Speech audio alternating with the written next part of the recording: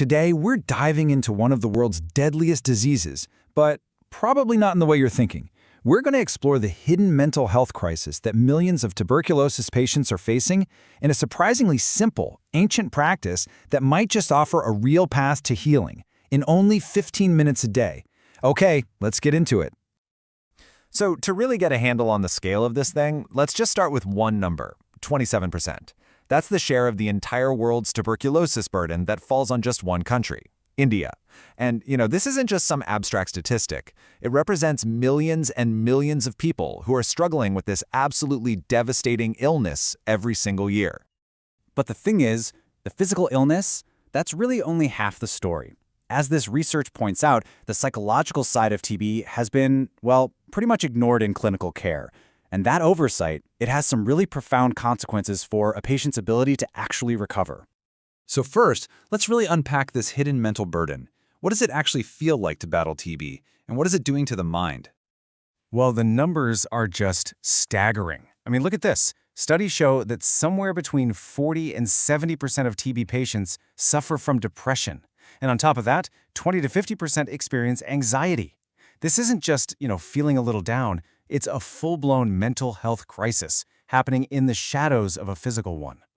So this intense psychological distress, it's fueled by stigma, by social isolation, the sheer exhaustion of a long treatment. It all creates the beginning of a very dangerous cycle. It all starts right here, with poor mental health. And that state of mind, it has a direct, real-world consequence.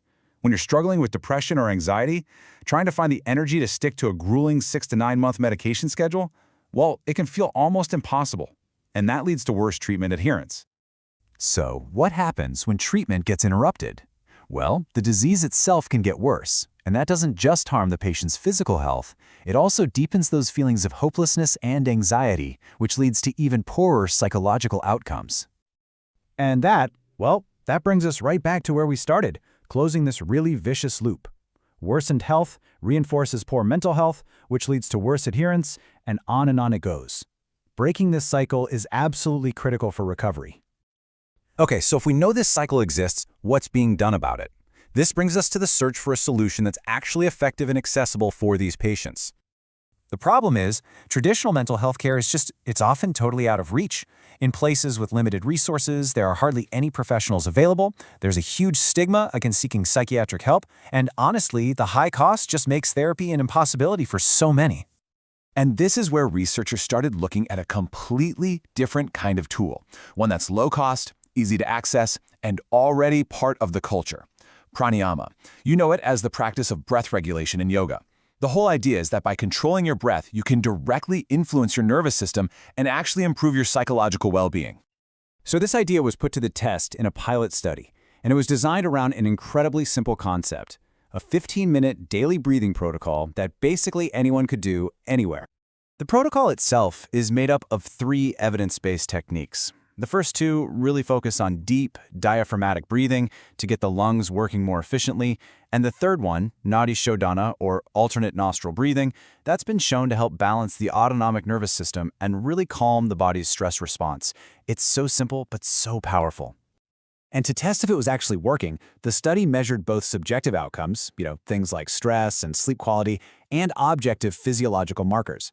So that means they didn't just look at what patients said they were feeling, but what their bodies were actually doing, using tools like heart rate variability or HRV to track real changes in their stress levels. Look, a successful study is a fantastic start. But the real goal here isn't just to prove an idea works for a small group. It's to figure out how it could be scaled up from just a single study into a real systemic change. Which, of course, leads to the big question. Now what? How do you take a simple 15-minute breathing exercise and actually integrate it into the massive, complicated machinery of a national healthcare system? Well, the answer lies in a really bold vision, one where yoga doesn't just supplement medicine, but actively partners with it. This is a pretty fundamental shift in how we think about care. Instead of just treating the disease in a vacuum, the goal is to heal the whole person. It moves away from that siloed approach toward a model where yoga therapists, doctors, and physiotherapists are all working together, and the patient is an active participant in their own recovery. And this isn't just some abstract idea. The vision includes really concrete initiatives, things like creating video series for patients, doing joint ward visits, and even implementing 10-minute yoga breaks to help reduce burnout among the hospital staff themselves. It's truly a holistic approach for everyone involved. And the whole spirit of the project is really captured in its tagline, Healing Together, where yoga meets medicine. It really emphasizes a future of collaboration, not competition, between these different ways of healing. So, what does this all mean for the future of healing? Not just for TB, but really for chronic diseases everywhere. The expected benefits are just immense. For patients, it could mean a faster recovery and way better morale. For the healthcare staff, it means less stress. And for the hospital system as a whole, it builds a reputation for innovative, compassionate care. It's truly a solution where everybody wins. You know, when you step back, what this journey really shows us is the incredible potential that lies right at the intersection of ancient wisdom and modern science.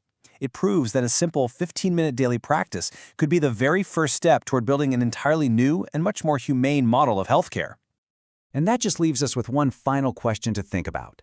What other simple, powerful, and accessible solutions for our biggest health challenges might be hiding, right now, in plain sight? Thanks so much for joining me.